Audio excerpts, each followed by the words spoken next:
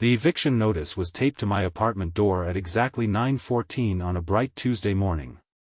I remember the time because I stared at the paper for nearly 10 minutes, unable to breathe, unable to move, unable to accept that my entire life had somehow been reduced to a single sheet of paper fluttering in the warm summer breeze. 7 days. That was all I had left. 7 days before I lost the tiny apartment I called home. 7 days before I had nowhere to go. 7 days before everything completely fell apart. If you've ever believed in kindness, second chances, and the incredible power of one person's compassion to change another person's life, please take a moment to like this video, comment where you're watching from, share this story with someone who needs hope today, and subscribe to A Journey of Hearts. Stories like this remind us that even in our darkest moments, light can still find its way to us. The morning sun was shining. Birds were singing outside. Children laughed somewhere across the street. The world looked beautiful. My world, however, was collapsing. My name is Corbin, and at 34 years old, I had become the kind of person people looked through instead of at.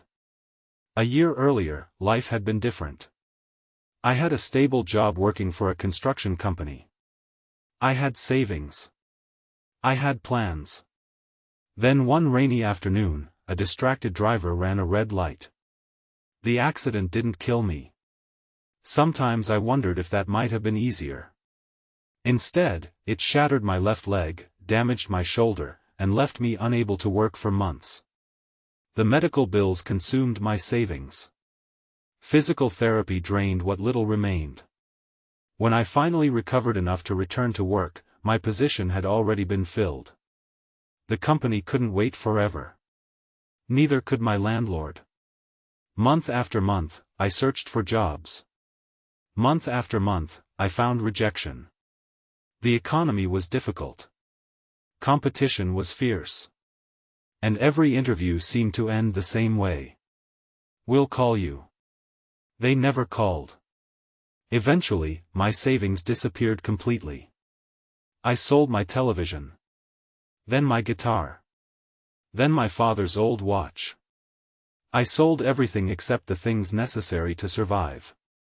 Yet somehow survival itself remained expensive. Rent became impossible.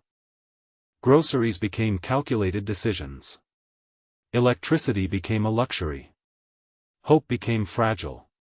The apartment building where I lived wasn't special. It was old. The hallways smelled faintly of paint and age. The plumbing complained every morning. The windows rattled during storms. But it was home. It was the last place in the world where I still felt like myself. And now I was losing it. I folded the eviction notice carefully and slipped it into my pocket. Then I sat alone at my small kitchen table. The silence felt enormous. Outside my window, sunlight spilled across the neighboring buildings. Inside, fear settled into every corner of the room. I tried not to think about sleeping in my car. Mostly because I no longer had a car. That had been sold 3 months earlier. The truth was simple. I had nowhere to go. No family nearby. No friends with spare rooms. No safety net. Just 7 days. The following week became the longest week of my life. Every morning I woke up with the same knot in my stomach. Every afternoon I filled out applications. Every evening I counted my remaining dollars. The number never changed enough. $117. That was all I had. $117 between me and homelessness. The stress aged me. Dark circles appeared beneath my eyes. Sleep became impossible. Food lost its taste. Time moved strangely. Too fast and too slow at once. By the 5th day, I had accepted what was coming.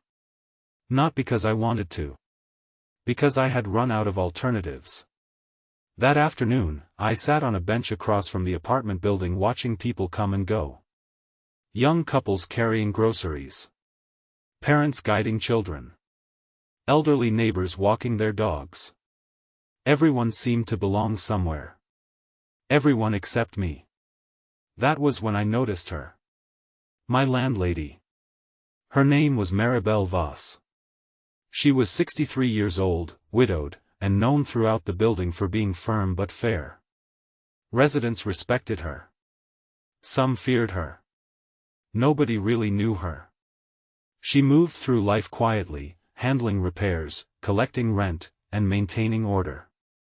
In the 3 years I'd lived there, our conversations had rarely lasted more than a minute. She wasn't unkind.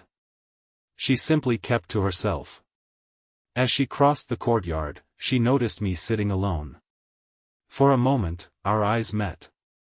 I looked away first. Embarrassment washed over me. I knew she knew. Everyone knew. The man who couldn't pay his rent. The tenant getting evicted. The failure. A few minutes later, I heard footsteps approaching. I looked up. Maribel stood in front of the bench. The afternoon sunlight illuminated strands of silver in her dark hair. There was something unusual in her expression. Not judgment. Concern. She sat beside me without speaking. For several moments, neither of us said anything. The city hummed quietly around us. A distant lawn mower buzzed. Leaves rustled overhead. The ordinary sounds of an ordinary day. Then she finally spoke. Not with criticism. Not with demands. But with a question. A question nobody had asked me in months. She asked if I was okay. Simple words. Yet they nearly broke me. Because the honest answer was no. I wasn't okay. I hadn't been okay for a very long time. And somehow hearing someone ask made the weight of everything suddenly feel unbearable. I looked away, fighting tears. Pride had carried me this far. Pride had kept me from admitting how scared I was. But pride felt useless now. The truth spilled out. Not all at once. Slowly. I told her about the accident. The medical bills. The job loss. The interviews. The sleepless nights. The fear. The loneliness. Everything. She listened quietly. Never interrupting. Never judging. When I finished, the sun was beginning to lower toward the horizon. Golden light stretched across the courtyard. For a long moment, she remained silent. Then she said something I never expected. She told me she understood.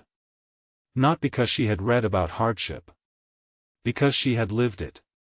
Years earlier, after her husband passed away unexpectedly, she had nearly lost everything. Debt.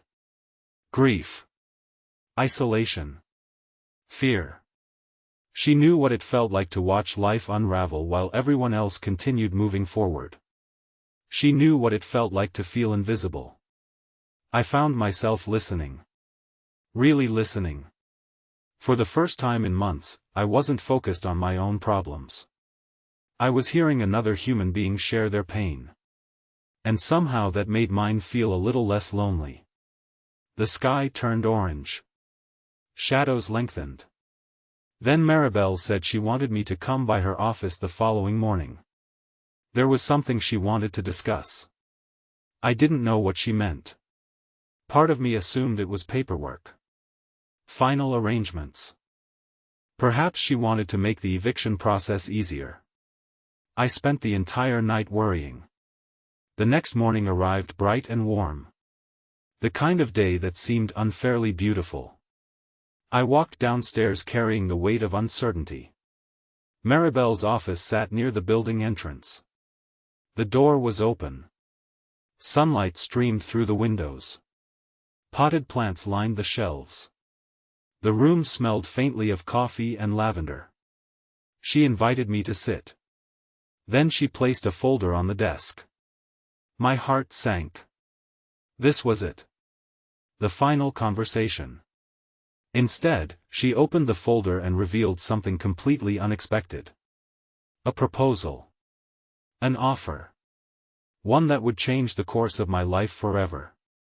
And in that moment, sitting across from a woman I barely knew, I had absolutely no idea that the darkest chapter of my life was about to become the beginning of something extraordinary.